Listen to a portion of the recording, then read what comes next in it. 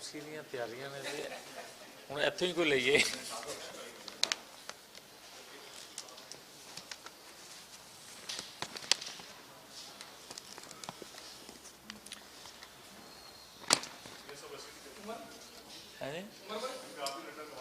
ਜੋ ਕਹੋਗੇ।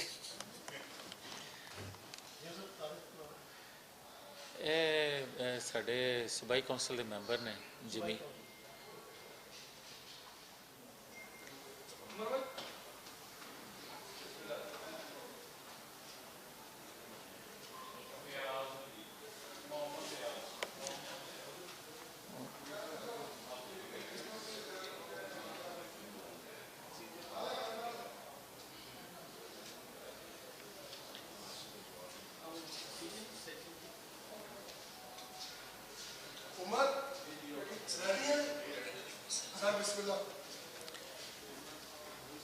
جی بسم اللہ الرحمن الرحیم۔ میں ہمیشہ کی طرح آپ سب کا مشکور ہوں کہ آپ نے مجھے اپنی بات کرنے کا موقع دیا۔ گزارش یہ ہے کہ دو چیزیں ہیں جو قوم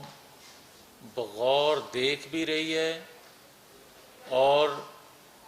اس کا جائزہ بھی لے رہی ہے، کیونکہ دونوں چیزیں اس کے فیوچر کے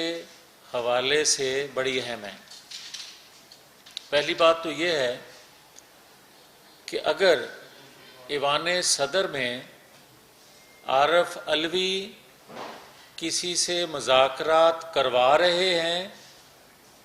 تو کس حیثیت سے، اور دوسرا آئین شکنی پاکستان کے اداروں کے خلاف بغاوت کے لیے اکسانے کے لیے جو پشاور سمیت دیگر شہروں میں حلف برداری ہو رہی ہے، حلف لیا جا رہا ہے، وہ قوم کس تناظر میں دیکھ رہی ہے، یہ ہیں وہ مسائل، یہ ہے وہ وجہ جس پر میں آج بات کرنے کی آپ کو زحمت میں نے دی۔ بات سیدھی سی ہے کہ اگر آج فواد چودھری یہ کہے کہ ہمارے ایک فریق سے مذاکرات ہو رہے ہیں اور تیسرے فریق حکومت وقت کو بھی اس بیٹھک کا حصہ بننا چاہیے یا بن جانا چاہیے، تو پہلی بات تو یہ ہے کہ یہ جہادی بتائیں کہ کن کے خلاف جہاد کرنے کا یہ عہد لوگوں سے لے رہے ہیں اور انہی کے ساتھ بٹھانے کے لیے ہمیں دعوت دے رہے ہیں۔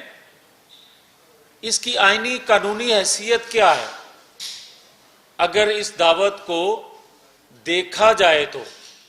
مگر یہ ذہن میں رکھے عمران اور عمران کے فواد چودھری، ہم نے ایک طویل آئینی جدوجہد کی ہے، وہ غیر آئینی کسی اقدام کو سپورٹ کرنے یا بیٹھک میں حصے دار بننے کے لیے نہیں کی۔ اور مت کوئی سوچے کہ غیر آئینی کوئی فعل دباؤ میں لا کر اور بقول ان کے کہ یہ جہاد ہے آئینی اداروں کے خلاف، بقول ان کے کہ یہ آزادی ہے، تو کیسی آزادی ہے؟ یہ تو پھر شیخ مجیب الرحمان کے 6 نکات سے بھی آگے نکل گیا۔ یہ کیسا شخص ہے کہ جو شوکت ترین کی آڈیو سامنے آئے، جو سائفر کے بعد بھی کہے ہمیں بھاشن دے، اداروں کو بھاشن دینے کی خواہش کرے، تو کس طرح اس بندے کے ساتھ جس کو آئین شکنی اداروں کے ساتھ ٹکراؤ، لوگوں کو جہاد کے لیے کہنا اور ریاستی اداروں کے خلاف جہاد کے لیے تیار کرنا، اس شخص کو سلاخوں کے پیچھے گرفتار ہو کے صرف نہیں بلکہ اس کو کوڑے لگنے چاہیے۔ جس شخص نے پاکستان کے انصاف سے، پاکستان کے اداروں سے، پاکستان کی سلامتی سے، پاکستان کی معیشت سے، آنے والی نسلوں کے لیے اور خاص طور پر مذہب اور سلامتی ملک کی کے حوالے سے جو باتیں کی ہیں وہ قوم بھول نہیں سکتی۔ اور اگر ہمیں آج کانوں میں یہ آواز سنائی دے اور ہمیں کوئی یہ پیغام دے، ہمیں کوئی یہ درس دے کہ جناب پیچھے جو ہوا ہے اس کو چھوڑیں، آگے چلیں، تو نواز شریف نے 25 سال آئین قانون کی بالادستی کے لیے جو تکلیفیں جیلیں سہیں، وہ آئین قانون پر کمپرومائز کے لیے نہیں۔ ہم بے لاگ احتساب کی چکی میں بار بار پستے رہے، بار بار اس چکی سے گزارا جاتا رہا، مگر ہم نے تو اف نہیں کی، ہم نے تو جہاد کی کال نہیں دی، ہم نے تو کبھی کسی کو چوکیدار، کسی کو میر جعفر صادق نہیں کہا،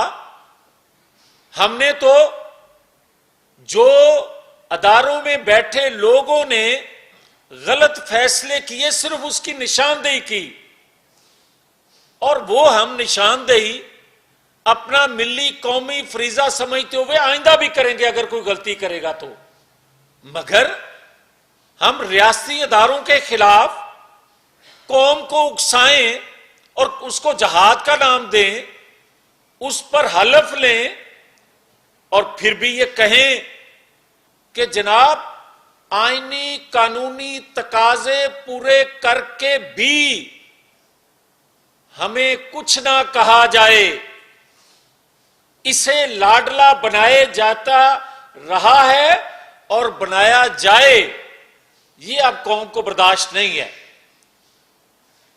پیپلز پارٹی نے عدالتی قتل بھگتا، نواز شریف نے بار بار ناانصافی جو اس کے ساتھ عدالتوں سے ہوئی اس کو بھگتا،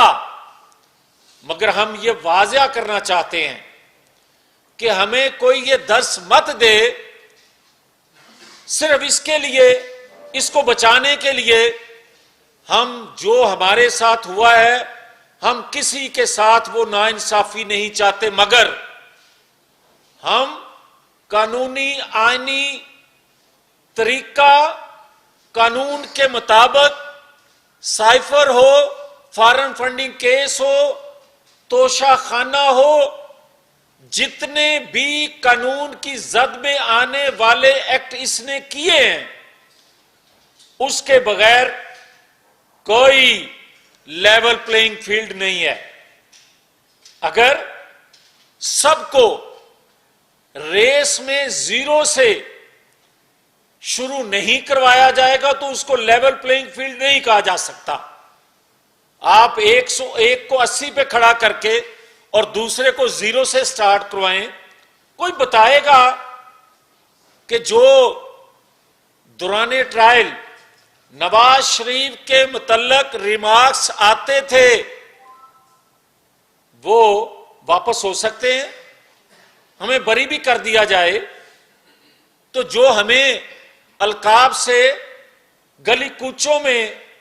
نوازا گیا وہ چیزیں واپس آ سکتی ہیں۔ اور کیا اس نے جو کچھ آج تک کیا اور خاص طور پر 4 سالوں میں کیا ہے، اس پر قانون کی یہ گرفت میں نہ آئے اور یہ دباؤ میں لا کر لوگوں سے حلف، لوگوں کو جلسے جلوسوں میں 2 صوبائی حکومتوں کے وسائل استعمال کر کے لوگوں کو، اداروں کو دباؤ میں لانے کی کوشش کرے، یہ عدلیہ سے معافی مانگے اور باہر نکل کر چیف الیکشن کمیشن کو گالیاں دے، اس کا مطلب یہ ہوا کہ جب پکڑا جائے تو پاؤں پڑ جائے اور نکلے تو گریبان کو ہاتھ ڈال لے۔ کب تک یہ تماشا ہم دیکھیں گے؟ کب تک یہ چیزیں چلتی رہیں گی؟ پاکستانی قوم بہت بھگت چکی، پاکستان کے ادارے بہت بھگت چکے۔ آج ریاست جس جگہ آ کے کھڑی ہے، اس میں کوئی لاڈلا نہیں بن سکے گا، اور اگر یہ کوئی کہے یا سمجھے کہ دباؤ میں لا کر صوبائی حکومتوں کے وسائل استعمال کر کے کسی جانب سے سہولت کاری لے کر آپ کسی سے این آر او لینے کی خواہش کریں گے یا کوئی آپ کو دے دے گا، تو قوم جاگ رہی ہے۔ قوم نے اپنی سیاست، اپنی مقبول جماعت کی سیاست قربان کر لی، دیکھ لی ریاست کے لیے، تو اپنی اس قربانی کو رائے گا نہیں جانے دے گی۔ ہم کسی طور پر بھی کسی کے لیے، وہ میں ہوں یا کوئی اور ہو، کوئی ڈیل کا تصور نہیں کر سکتا، نہ کرنے دیں گے۔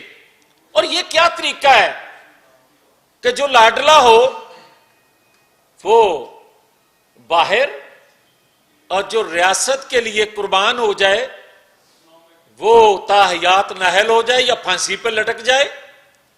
اب بہت ہو چکا۔ اب قوم کی جو ترجمانی کرتا ہے، قوم کی رہنمائی کرتا ہے، قوم کے لیے اپنے دن رات قربان کرتا ہے ریاست کے لیے، اس کی حفاظت بھی قوم کرنا جانتی ہے اور کرے گی۔ اور میں یہ آخر میں کہنا چاہتا ہوں، کسی طور پر بھی اور کسی حال میں بھی اگر ہمیں کوئی یہ درس دینے کی کوشش کرے گا کہ جناب، اور یہ ایک جانب سے تاثر دیا جا رہا ہے کہ دیکھیں جی، ایک طرف عدالت سے عمران خان کو بھی معافی مل رہی ہے اور دوسری طرف آپ کے کیس بری ہو رہے ہیں، تو کوئی ہمیں یہ صرف بتا دے، ہمیں درس دینے والا، کہ کیا بے گناہ ہوتے ہوئے ہم نے جیلیں نہیں کاٹی؟ کیا 6 سال بعد ہمیں آج بری ہونے کا لفظ سننے کو ملا ہے؟ تو کتنی اذیتیں، تکلیفیں سہنے کے بعد، اور دوسرے کو جس نے کرپشن سے لے کر ملک کی سلامتی تک کوئی چیز سے کھیلنے سے پیچھے نہیں رہا اور آج بھی کہہ رہا ہے کہ میں کھیلوں گا، وہ دفاع سے کھیل جائے، وہ معیشت سے کھیل جائے، وہ مذہب سے کھیل جائے، وہ آنے والی نسلوں کے مستقبل سے کھیل جائے، اور ہمیں اور اس کو ایک پلڑے میں تولا جائے، یہ نہیں ہو سکتا۔ اس لیے ہم بارہا یہ کہہ چکے ہیں اور کہہ رہے ہیں کہ یہ برداشت نہیں کریں گے کہ چور اور ساتھ کو ایک پلڑے میں تول لیا جائے۔ ہم یہ توقع رکھتے ہیں کہ ادارے آزاد ہیں اور کسی دباؤ میں آئے بغیر، کسی این آر او کے بغیر، آئین قانون کے تقاضے پورے کرنے کے بعد جو قانون آئین کہتا ہے اس پر عمل کیا جائے گا۔ آج تو کہا جاتا ہے کہ 62 صادق اور امین تاحیات نااہل نہیں ہونا چاہیے، اور یہ کہا جا رہا ہے فواد چودھری جیسے لوگوں کی جانب سے کہ جناب ایک شخص کو سامنے رکھ کر آئینی اصلاحات کی جا رہی ہیں۔ پہلے تو یہ بتایا جائے کہ کون سا شخص ہے جس کو سامنے رکھ کر کون سا قانون بدلا گیا ہے، وہ کوٹ کریں، یا پھر یہ اعتراف کریں کہ آئین قانون بدلے بغیر نواز شریف کے ساتھ آئین قانون کی تشریح اپنی ضرورت کے تحت جس طرح کی گئی تھی، اب تو وہ نہیں ہے۔ اگر آج کوئی آئین قانون کی بدلنے کی بات کرتا ہے جو کہ بدلا نہیں، اس کے باوجود بھی شکر ادا کرو کہ آپ کے ساتھ تو وہ نہیں ہو رہا، ہمارے ساتھ تو قانون بھی وہی تھا، آئین بھی وہی تھا، تشریح ضرورت اپنی مرضی کی تھی۔ مگر میں یہ کہوں گا کہ ہم وہ کسی کے لیے نہ خواہش رکھتے ہیں نہ توقع رکھتے ہیں کہ جو ظلم جبر ہمارے ساتھ ہوا وہ غیر آئینی طور پر کسی اور کے ساتھ ہو۔ ہاں، آئینی طور پر، قانونی طور پر جو جس نے جرم کیے ہیں، عمران خان جن کا لاڈلا تھا اور جن کا جرائم کرنے والوں کا سربراہ تھا، اس سے آئین کے مطابق سلوک قوم دیکھنا چاہتی ہے، اس کے بغیر معافی نہیں ہو سکے گی۔ میاں صاحب یہ بتائیں کہ آپ نے کہا کہ ایوان صدر میں مذاکرات کی حیثیت میں، کیا آپ یہ بتانا پسند کریں گے کیا حکومتی رضامندی کے بغیر جو ہے یہ ملاقات ہوئی جو بھی ایوان صدر میں ہوئی؟ اور دوسرا یہ کہ آپ بار بار کہہ رہے ہیں کہ این آر او اگر کوئی دینا چاہتا ہے تو نہیں دینے دیں گے، وہ کون سی قوت ہے جو این آر او دینا چاہ رہی ہے؟ کیونکہ اس وقت حکومت آپ کے پاس ہے، وہ کون سی طاقت ہے جو عمران خان کو این آر او دینا چاہتی ہے جو آپ کہہ رہے ہیں نہیں دیں گے؟ دیکھیں، بات سیدھی سی ہے کہ جو شخص صرف یہ کہتا تھا کہ میرا 1 پوائنٹ ایجنڈا ہے احتجاج کا کہ نئے انتخابات، وقت سے پہلے انتخابات، جب وہ اس چیز سے بھی پیچھے ہٹ گیا ہے تو پھر احتجاج کا مقصد اور تو کوئی رہ نہیں جاتا کہ مجھے این آر او دیا جائے، مجھے کیسز سے چھوٹ دی جائے۔ اب تو صرف اور صرف اس کا رونا دھونا ہی یہ ہے۔ اور جو مذاکرات کی میں بات کر رہا ہوں وہ فؤاد چودھری کا آپ کے سوال کا جواب وہ دے رہا ہے کہ ہماری کس سے مذاکرات ہو رہے ہیں اور کس سے ساتھ بیٹھک ہو رہی ہے۔ وہ کہہ رہا ہے کہ تھرڈ پارٹی حکومت وقت کو بھی بیٹھنا چاہیے، جو میں سمجھتا ہوں کہ کسی طور پر بھی غیر آئینی قدم حکومت وقت کو بھی اجازت آئین نہیں دیتا کہ وہ کسی کی غیر آئینی خواہش کو پورا کرے، تو اس بیٹھک کا تو جواز ہی کوئی نہیں ہے۔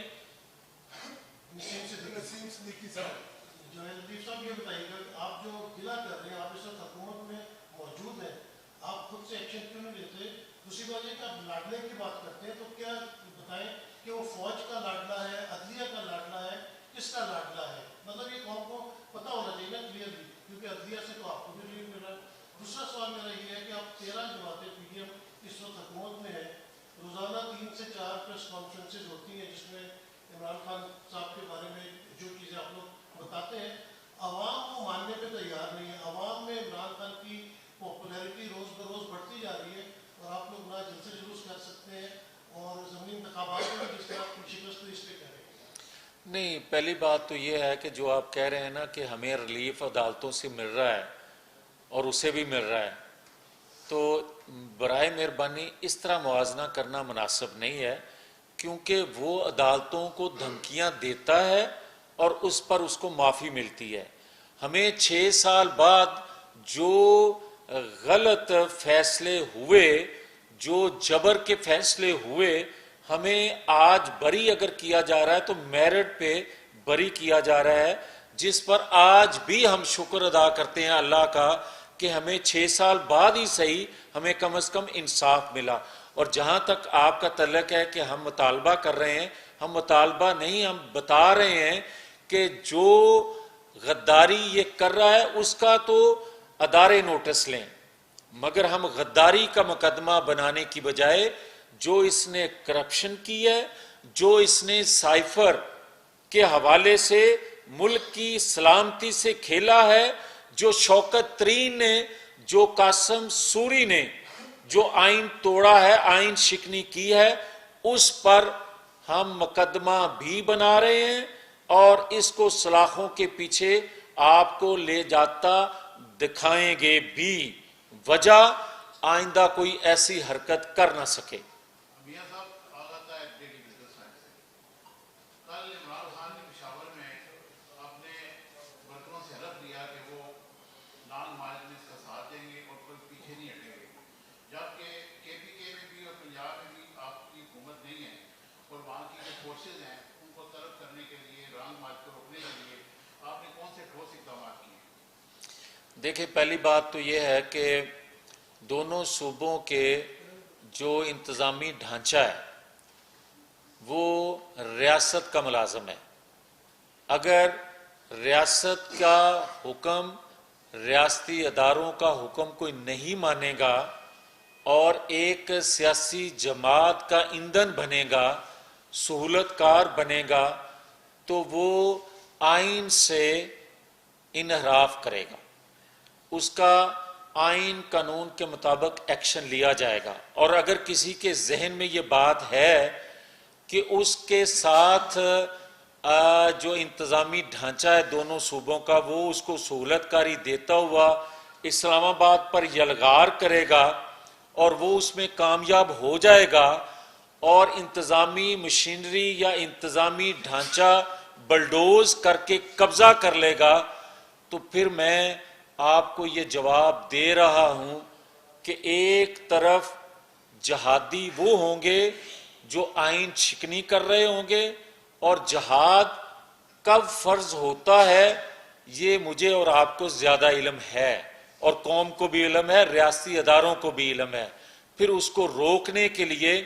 محب وطن لوگ جو ہیں ان کو ہم پھر کال ضرور دیں گے۔ پھر ریاست کو بچانے کے لیے جو ہم نے مصیبتیں سہی ہیں، سیاست کی قربانی دی ہے، پھر ریاست کی قربانی دینے کے لیے ہم تیار نہیں ہو سکتے۔ پھر مجھے یہ تو بتا دیں نا کہ وہ ریاست پر یلغار کرنے کے لیے لیا ہے نا، کس لیے وہ لیا ہے؟ اپنے آپ کو تحفظ دینے کے لیے لیا ہے یا جمہوریت کے لیے یا آئین کے تحفظ کے لیے لیا ہے؟ سر آج کل آڈیو لیکس کا دور ہے اور آپ جمہوری جی کو جوہر کر رہے ہیں، اور یہ میں جاننا چاہوں گا کہ جو آڈیو لیکس وزیر اعظم ہاؤس میں ہو رہی ہیں یا وہاں کی گئی ہیں، کون سا ایسا آئین اور قانون ہے جو کسی ادارے کو اجازت دیتا ہے کہ وہ یہ عمل کرے؟ دیکھیں جاوید صاحب، کوئی پاکستان کا آئین قانون اس بات کی اجازت نہیں دیتا۔ جو یہ فعل سرزد ہوا ہے اس پر کمیٹی بنی ہے، کمیٹی اپنی رپورٹ دے گی، اس پر شدید رد عمل قوم کی طرف سے بھی آیا ہے، ایکشن بھی ہوگا۔ مگر جہاں تک تعلق ہے شوکت ترین کی آڈیو کا، جہاں تک تعلق ہے سائفر کے حوالے سے جو حقائق سامنے آئے ہیں، تو انٹیلیجنس ادارے جو ہوتے ہیں ریاست کے، ان کا کام ہوتا ہے کہ ریاست کے مفاد کے خلاف کوئی آفس بیئرر، کوئی عوامی نمائندہ، کوئی پاکستان کے کسی ادارے سے تعلق رکھنے والا اگر اس کے مفاد کے خلاف کوئی سازش کا مرتکب ہوتا ہے تو ایجنسیوں کا کام ہوتا ہے اس کا نوٹس کرنا۔ وہاں تک بات درست ہے، اور وہاں تک ہم یقیناً اس بات پر اپنے انٹیلیجنس اداروں کو یقیناً شاباش دیں گے کہ شوکت ترین کے حوالے سے ہو، میں ہی کیوں نہ خدا نہ خواستہ۔ آپ دیکھیں کہ مجھ پر تو آج بھی غداری کا مقدمہ اسی طرح ہے، آج بھی کوئی بتائے نا کہ عمران خان سائفر کرے، عمران خان شوکت ترین کو ہدایت کرے تو اس پر تو کوئی مقدمہ نہ ہو، اسے کوئی ادارہ گرفتار نہ کرے، اور وہ علی وزیر ایم این اے سے بھی آگے نکل جائے۔ علی وزیر ایم این اے نے تو یہ باتیں نہیں کی تھی اور وہ سال سوا سال سے گرفتار ہے، کیا یہ 2 سال گرفتار رہ سکتا ہے؟ اور یہ تو 2 دن رہیں تو ان کی ریمانڈ میں چیخیں نکل جاتی ہیں، ہمارے تو 14 دن 90 دن ریمانڈ ہوئے ہیں۔ کیا ہماری بھی کسی کو چیخیں سنائی دی ہیں؟ اس لیے کہ ہم سمجھتے تھے اور سمجھتے ہیں کہ ریاست کے لیے سیاسی ورکر سے لے کر لیڈر تک قربانی دینا، جذبہ رکھنا، یہ اس کا پہلا فرض ہوتا ہے جو ہم نے ادا کیا. مگر جو آئین شکن ہوتے ہیں، جو اداروں کے خلاف لوگوں کو اکساتے ہیں، بغاوت پر اکساتے ہیں، ریاست کی سلامتی سے کھیلتے ہیں، ان کی چیخیں اسی طرح نکلا کرتی ہیں جو 2 دنوں میں اس کی نکلی ہیں. آخری سوال چاچا کرمان صاحب.